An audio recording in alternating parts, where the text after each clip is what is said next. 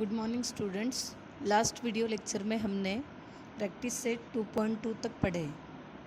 आज हम 2.3 स्टार्ट करने वाले हैं। तो देखो 2.3 में हमें क्या पढ़ना है। पहला है देखो सर्ड्स, मराठीमध्ये त्याला म्हणतात करणी। अब सर्ड यानी क्या?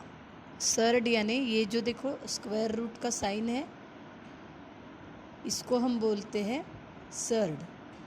देखो इसको इन अ सर्ड द सिंबल, देखो एन यहाँ पे लिखा है और स्क्वायर रूट का साइन देके ए लिखा है। तो इस सिंबल में द सिंबल, ये जो स्क्वायर रूट का साइन है उसको बोला जाता है radical sign. And n is the order of the surd and is called radicand. अब देखो इसका मीनिंग क्या है। If n is an integer greater than 1 and is a positive real number and nth root of a is x, then it is written as x to the power n which is equal to a। इसी को हम कैसे लिख सकते हैं? Square root of a with nth order is equal to x। अभी इसमें देखो हम एग्जाम्पल देखेंगे तो आपको समझ में आएगा। सर्डला मराठीमध्ये म्हणतात करणी। करणी म्हणजे काय? करणीची कोटी काय असते? Degree of the surd. Okay, तो देखो सबसे पहले हम ये एग्जाम्पल देखते हैं। इस एग्जाम्पल में देखो क्या दिया है। Let A is equal to 7 N is equal to 3। Then देखो ए अंदर है, एन बाहर है, तो हमने 7 अंदर लिख दिया, 3 बाहर लिख दिया, क्योंकि ए की वैल्यू 7 है, एन की वैल्यू 3 है। तो ये सर्ड है या नहीं, यानी करणी आहे की नाही, हे कसं ओळखलं जाईल? तर इथे यांनी काय म्हटलेलं आहे? It is a surd. हे सर्ड आहे, करणी आहे, पण त्याचं रिझन काय आहे? Because cube root of 7 is an irrational number. Irrational number म्हणजे अपरिमेय संख्या आहे।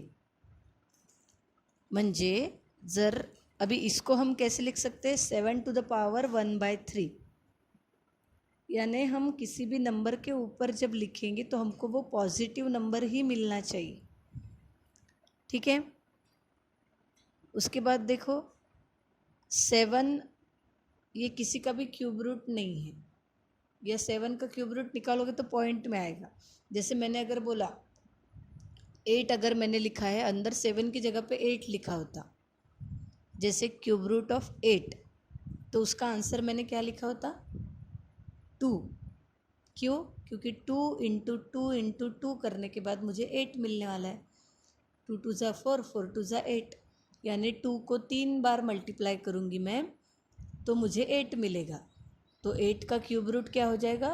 2, और 2 का क्यूब क्या होगा? 8। अब 2 नंबर जो हमको मिला वो रैशनल है या इररैशनल है?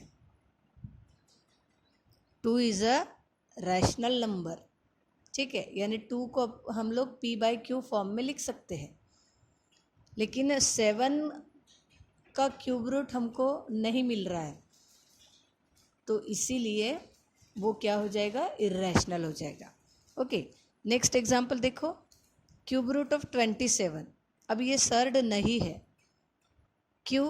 क्योंकि देखो 3 3 ज़ा 9, 9 3 ज़ा 27, यानी 27 का अगर मैं क्यूब रूट निकालती हूँ तो 3 मिलता है, तो 3 रॅशनल हो जाता है, म्हणजे परिमेय होऊन जाईल।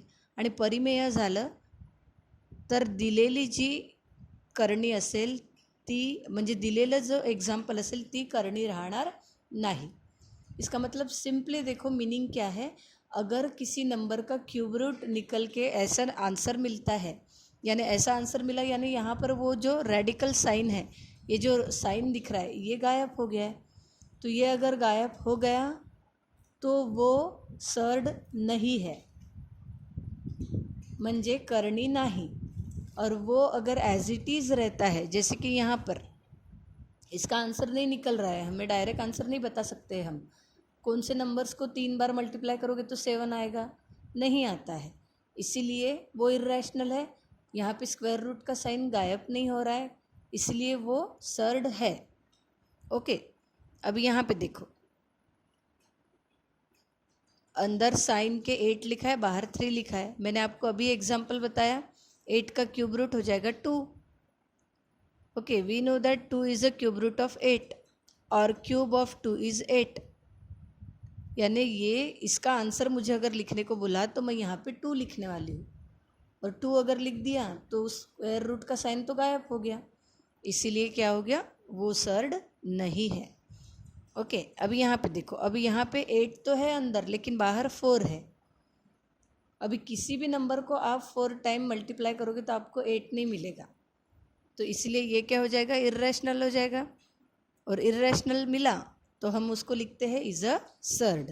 ओके, फिर simplest form of a surd देखो, म्हणजे करणीचे काय म्हणतील त्याला, कंपॅरिझन सिम्पलेस्ट फॉर्ममध्ये बघूया आपण आता करणी कशी लिहिल्या जाईल। म्हणजे करणीमध्ये काही नंबर्स दिले असतील तर त्याला तुम्ही सिम्पलेस्ट फॉर्ममध्ये कसं लिहायचं, ओके ते बघूया आता आपण। इथे बघा 48 दिलेला आहे, तर सिम्पलेस्ट फॉर्ममध्ये लिहिणं म्हणजे काय, त्याचे फॅक्टर्स पाडत जायचे।